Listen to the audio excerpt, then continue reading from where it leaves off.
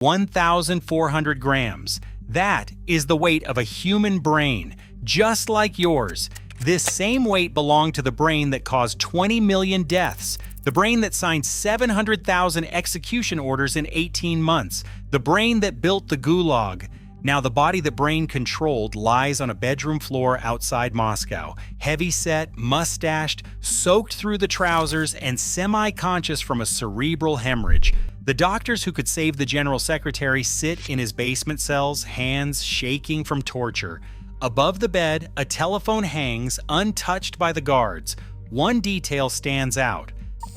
The body on the dacha floor is Joseph Stalin, born Iosif Vissarionovich Jugashvili on December 18, 1878, in Gori, Tiflis Governorate, now Georgia. His father, Bessarion Jugashvili, was a cobbler and an alcoholic who abused his family. His mother, Ekaterina Galadze, a laundress, was devout and strict. A smallpox infection at age 7 left his face scarred. A carriage accident shortened his left arm. He enrolled in Tiflis Spiritual Seminary in 1894 but was expelled in 1899. He joined the Russian Social Democratic Labor Party in 1898, siding with Lenin's Bolshevik faction during the 1903 split. On June 26, 1907, he took part in the Tiflis bank robbery, killing 40 people to fund Bolshevik efforts. He faced multiple Siberian exiles from 1902 to 1917. From 1912 on, he signed his name Stalin, Man of Steel. He became General Secretary of the Communist Party on April 3, 1922. Lenin died on January 21, 1924. By 1929, he was the sole dictator of the Soviet Union. Case file opened.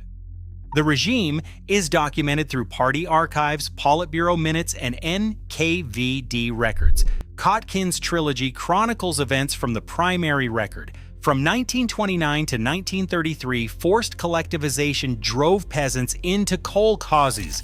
The Holodomor, the Ukrainian terror famine, caused 3.5 million to 5 million deaths from 1932 to 1933, as Snyder notes in Bloodlands. Dekulakization deported 1.8 million peasants to Siberia and Central Asia. Sergei Kirov was assassinated on December 1, 1934, which served as a pretext for the purge. The Great Terror unfolded from 1936 to 1938. NKVD Order number 00447, signed on July 30, 1937, initiated the mass execution campaign. Klevniuk estimates about 700,000 executions over 18 months, with 1.5 million arrested. 3 Moscow show trials led to the executions of Zinoviev, Kamenev, and Bukharin. Marshal Tukhachevsky was executed on June 11, 1937, and 40,000 Red Army officers were purged as war approached. Applebaum documents the Gulag system, which processed around 18 million prisoners from 1929 to 1953, with 1.6 to 1.7 million deaths in camps. Total deaths linked to the regime are approximately 20 million. One person directed every stage. The clinical question is what kind of brain executes that signature. Diagnosis 1. Paranoid personality disorder, DSM-5 code 301.0. This is the primary diagnosis. The subject meets the criteria from the seminary onward: pervasive distrust and suspicion of others' motives. He holds grudges for decades. Classmates from the seminary are purged in 1937. Benign remarks are misinterpreted with hidden meanings. His suspicions of spousal fidelity culminated in Nadezhda Alleluyeva's suicide on November 9, 1932. In his later years, he trusts no one. His daily routine is random. Food testers are mandatory. He personally signs the execution lists. Diagnosis 2. Antisocial personality disorder, DSM-5, code 301.7, comorbid. He failed to conform to social norms from age 22. He used many aliases: Koba, Stalin, Vasiliev, and others. His aggressive actions, captured in NKVD Order 00447, show a reckless disregard for life. His lack of remorse is documented in marginal notes on execution lists. Diagnosis 3, Narcissistic Personality Disorder, DSM-5, code 301.81, comorbid. His grandiosity is evident in his alias, Man of Steel. The cult of personality he enforced is noted by Khrushchev in the secret speech of February 25, 1956. He required excessive admiration as a ritual. The composite fits the framework Otto Kernberg defined in 1984: malignant narcissism, paranoid plus antisocial plus narcissistic plus egocentric aggression. Clinical literature cites him as an exemplar. His gory childhood did not create the diagnosis. It predates his rise to power. The Kremlin only supplied the means. The comorbidity is textbook. The diagnosis has a neurological basis. Robert Hare's Psychopathy Checklist Revised, published in 1991 and revised in 2003, defines psychopathy as measurable. It features 20 items, 2 factors, and a maximum score of 40. Paranoid personality disorder has a heritable component. His family included an alcoholic father and an anxious mother. Functional MRI studies show reduced amygdala activation among psychopathic groups when processing emotional and moral stimuli. Structural studies reveal less gray matter in the prefrontal cortex of violent offenders. Kernberg's Malignant Narcissism Framework of 1984 describes this composite directly: paranoid, antisocial, narcissistic, and egocentric aggression.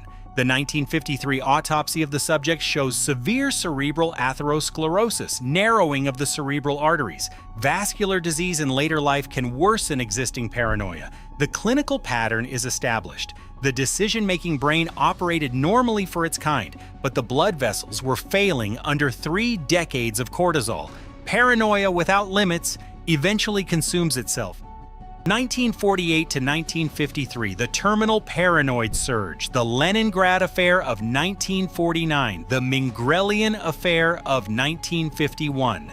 On January 13, 1953, Pravda announced the Doctors' Plot, a fake anti-Semitic conspiracy claiming Kremlin doctors poisoned Soviet leaders. Most Kremlin doctors were arrested and tortured. His personal physician for 18 years, Vladimir Vinogradov, was arrested in 1952.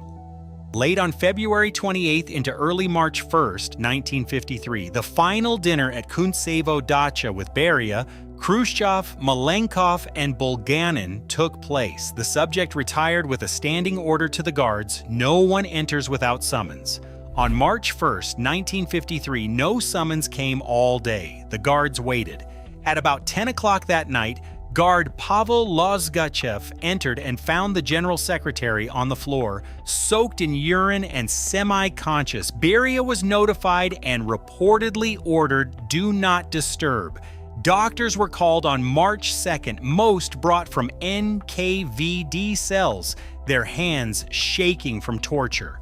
On March 5, 1953, at 9:50 in the evening, the subject died at Kuntsevo Dacha. The Doctors' Plot had eliminated the only men who could have saved him. The file returns to the dacha. March 5, 1953, the bedroom outside Moscow, the body on the floor, the wet trousers, the empty doctor's chair, the locked door the guards wouldn't open. Above the bed, the telephone the guards wouldn't answer. The instrument that authorized 20 million deaths could not be reached by the men paid to protect it. The standing order signed by the subject was the last he ever issued.